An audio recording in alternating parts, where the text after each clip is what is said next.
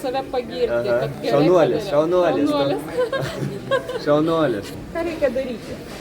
Reikia suprasti, kodėl aš noriu kalbėti kalbą. Truputį kalbu žemaitiškai. Wow. Šiandien geras oras, kaip ir išmokau ukrainiečių. Aš studijavau geografiją, istoriją ir slavų kalbas.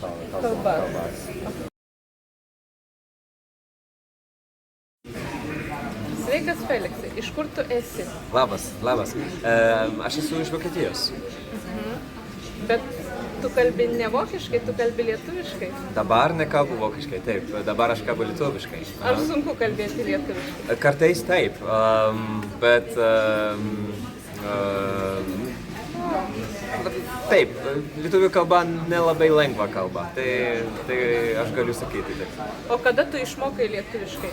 Šiais metais? Kada? Taip, šiais metais. Tai jau pirmą kartą važiavo į Lietuvą prieš 12 metus. Tai metu? Prieš 20, prieš 12? 12, taip. Prieš 12, taip. Ir truputį kalbėjau, daugiau kalbėjau. Dabar jau turiu sakyti, kad aš dabar jau daug pamiršau, bet dabar yra nauja motyvacija. Ir kokia motyvacija? Žmonės dažnai praranda motyvaciją, neturi motyvacijos, mokosi, bet po to neturi motyvacijos. Kokia dabar tavo motyvacija? Manau, kad yra viena problema su lietuvių kalba, nes nėra labai daug lietuvių ten, kur aš gyvenu. O kur tu gyveni?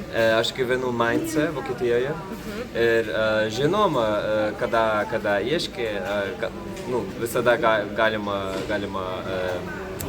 kaip bus rasti lietuvį, bet tai yra viena iš problemų.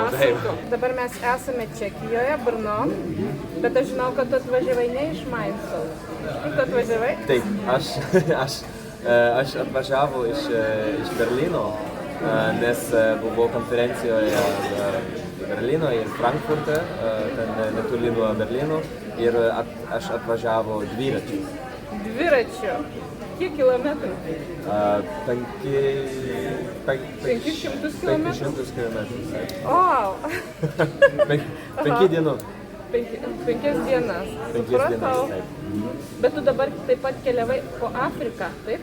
Taip, aš buvau Afrikoje, aš buvau Kenijoje, Tanzanijoje ir Ruandoje. Ir labai įdomu. Aš galiu visiems rekomenduoti. Kaip tu kalbėjai Afrikoje, lietuviškai ar vokiškai? Ne. Kaip tu kalbėjai? Ne, aš norėčiau kalbėti lietuviškai, bet manau, kad nesuprastų. O kaip tu kalbėjai? Aš kalbėjau angliškai ir truputį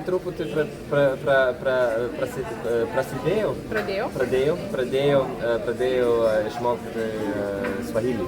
Aha, ir kaip tau sekėsi? Gerai sekėsi? Tave suprato? Taip, truputį ten Hakuna Matata, aš Nina toko Džerumani, bet truputį. Parodyk savo kalbas, kokiomis kalbomis. O, tavo kalba lietuvių labai apačioje. Taip. Aš rašiau, kad lietuvių kalba yra pas mane A lygis, nes nenorėjau per daug lūkesčių. Ir lenkų kalbą aš irgi turiu, bet geriau kalbu, žinoma, vokiškai, ir angliškai, ukrainietiškai, rusiškai ir prancūziškai. Gerai.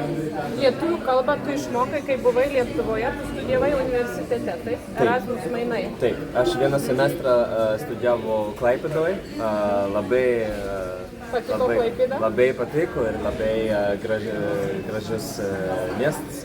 Aš dažnai buvau Žemaitijoje, todėl truputį kalbu žemaitiškai. Wow, nori pasakyti, ką nors prisimeni, ką nors žemaitiškai? Labą dainą ir kaip sakė ten, labą dainą, šiandien gers ors, taip toliau. Aha. Bet ir Vilniuje man labai patiko, aš noriu vėl važiuoti į Vilnių, pas jūrų. Prie jūros? Prie. Gerai, o tai tu buvai Lietuvoje, turbūt oficialūs kursai, universitetas, ar ne? Aš buvau... Kaip tu mokėsi lietuvių kalbos? Kalbėjai su draugais ar kažką dar darei? Pradėjau internete. Taip. Bet po to buvo kursas 3 savaitės Berlyne, Humboldto universitete. Ten yra labai geri kursai lietuvių kalbos. Ir po to važiavau į Lietuvą, studijavau ten vieną semestrą ir ten irgi buvo toks kursas, bet tik vieną kartą per savaitę. Aha. O kaip kitas kalbas mokysi? Ar tau patinka mokytis grupėje su mokytoju? Tau patinka su knyga? Ar tau viskas patinka? Ar yra vienas metodas, kaip tu mokaisi, ar įvairiai? Man visada labai patinka mokytis su muzika. Dainos? Muzika, taip, dainos. Aš girdėjau dainos lietuviškai ir rašiau tekstą. Taip. Ir taip aš ir I learned. Išmokau, taip ir išmokau ukrainiečių. Taip. Ir taip, man labai patinka, pavyzdžiui, Andrius Mamontovas, Foje. Ir todėl, kada gyvenau Lietuvoje, buvau labai populiarus, populiari Monika Linkytė. Ir Freaks on Floor, tokia grupė. Bet, žinoma, būti tik vienas žmogus grupė, tai gali būti geriau, nes yra daugiau laiko per pamoką. Per pamoką. Bet irgi grupė gali būti gerai, nes galima daugiau kalbėti. O tu visas kalbas vienodai mokaisi ar skirtingai? Tie patys metodai ar kiti metodai įvairių kalbų?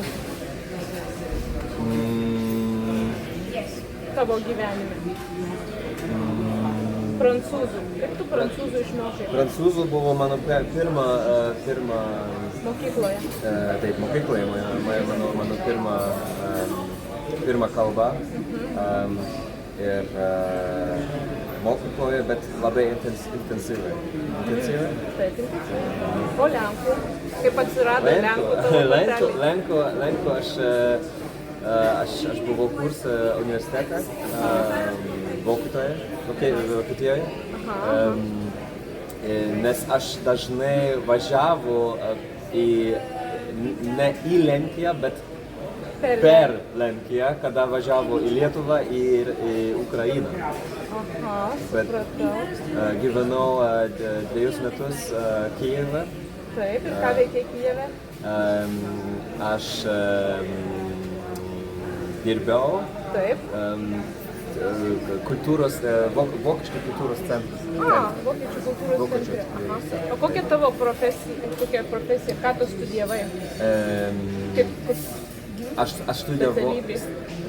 studijavau geografiją, istoriją ir slavų kalbas.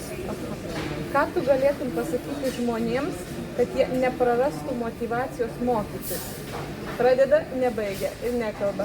Ką tu gali pasakyti? Ką reikia daryti?